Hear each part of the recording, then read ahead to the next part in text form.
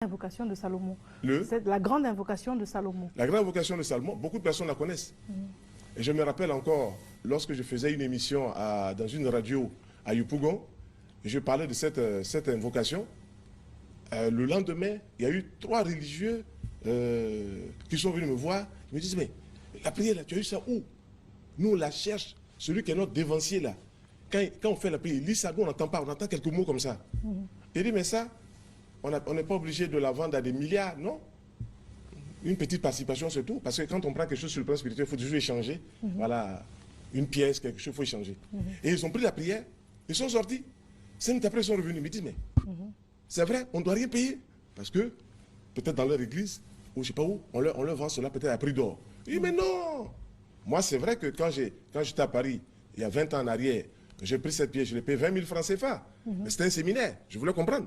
Voilà, je suis allé. Mais cette prière, je l'ai assimilée, elle est dans ma tête. Face à des situations, je la prononce et tout ça. C'est le pouvoir de la parole. Et ensuite, la parole bénéfique. Voilà. Et maintenant, ça, qu'est-ce que ça représente? Cette image, voilà, c'est comme ça qu'il faut la présenter. Voilà. Il y a dessus écrit tétragrammaton. Tétragrammaton en grec, ça veut dire celui dont le nom est composé de 4 lettres. Tétra veut dire 4, gramma, l'écriture. Voilà. Et vous avez donc sur la gauche de l'image, vous avez le nom de Dieu en hébreu. Le Yod et Vauhe, qu'on appelle ici Jéhovah, qu'on appelle Yahvé. C'est écrit sur la gauche. Ici? Non, pas là, juste en haut à gauche là.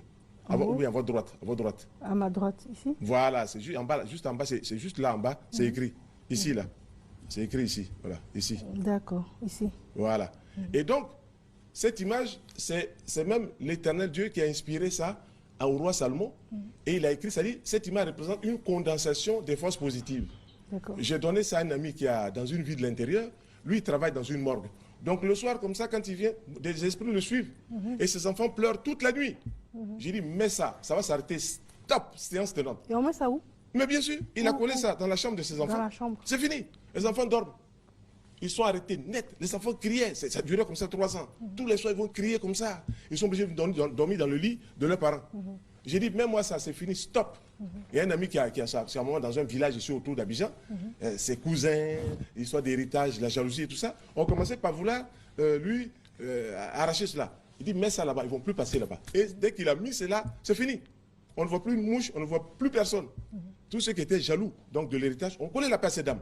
Voilà. Donc, aux effets maléfiques, il y a toujours des effets positifs. Voilà, ce sont les 2 lois qui existent dans la nature. Et il faut plutôt se pencher du côté positif, parce qu'en vertu de la loi d'enregistrement, si vous attirez les forces positives vers vous, vous gagnez en bien.